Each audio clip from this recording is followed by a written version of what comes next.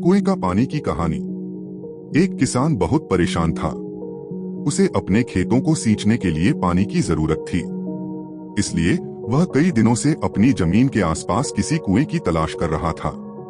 इसी तलाश में वह घूम ही रहा था कि अचानक उसे एक कुआं दिखा। यह कुआं उसके खेतों से बहुत नजदीक था, इसलिए किसान बहुत खुश हुआ। उसने सोचा कि अब उसकी परेशानी खत्म हो गई। यह सोचकर वह खुशी खुशी घर चला गया। अगले दिन वह पानी लेने कुएं पर पहुंचा। जैसे ही उसने कुएं के नजदीक रखी बाल्टी कुएं में डाली, वहां एक आदमी आ धमका। वह किसान से बोला, यह कुआं मेरा है, तुम इससे पानी नहीं ले सकते। अगर तुम इस कुएं से पानी लेना चाहते हो तो तुम्हें इस कुएं को खरीदना होगा। यह बात सुनकर किसान कुछ देर रुका और फिर मन ही मन सोचने लगा कि अगर मैं इस कुएं को खरीद लूं तो मुझे कभी पानी की कमी नहीं होगी और न ही मुझे पानी के लिए इधर उधर भटकना पड़ेगा। फिर क्या था, दोनों के बीच एक रकम तय हुई। किसान के पास उतने पैसे तो थे नहीं, लेकिन वह यह मौका छोड़ना नहीं चाहता था।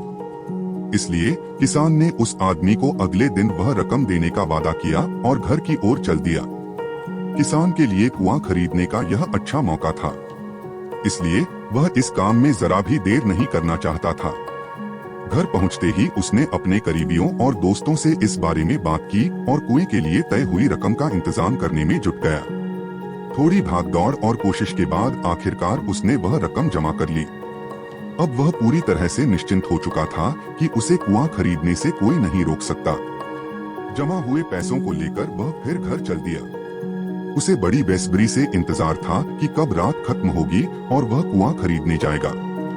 इसी सोच में वह पूरी रात सो नहीं सका। अगले दिन सुबह होते ही वह कुआं खरीदने निकल पड़ा।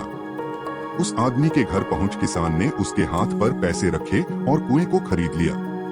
अब तो कुआं किसान का हो गया था, तो फिर उसने पानी निकालने में देर नहीं की। जैसे ही किसान ने कुएं से पानी निकालने के लिए बाल्टी उठाई, उस आदमी ने फिर बोला, ठहरो, तुम इस कुएं से पानी नहीं निकाल सकते हो।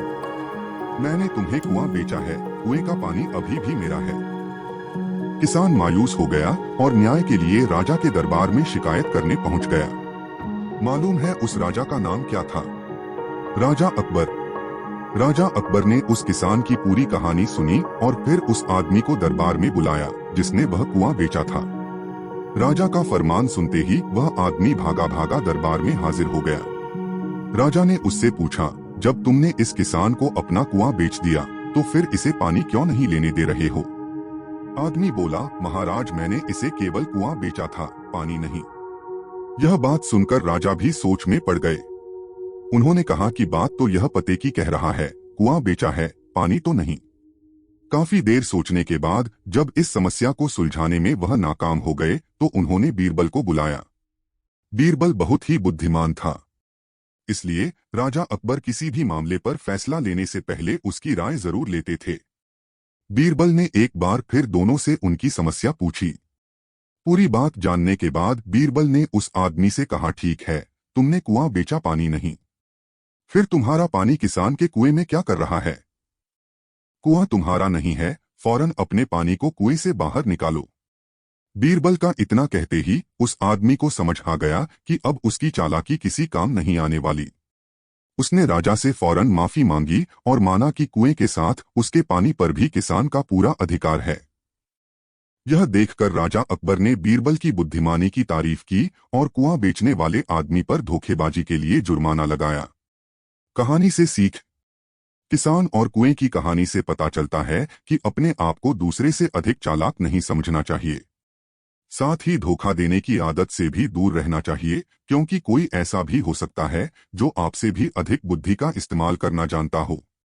ऐसे में आपका धोखा पकड़ा जाएगा और आपको अपने किए का भुगतान करना होगा, जैसे इस कहानी के अंत में कुआं बेचने वाले आदमी को करना पड़ा।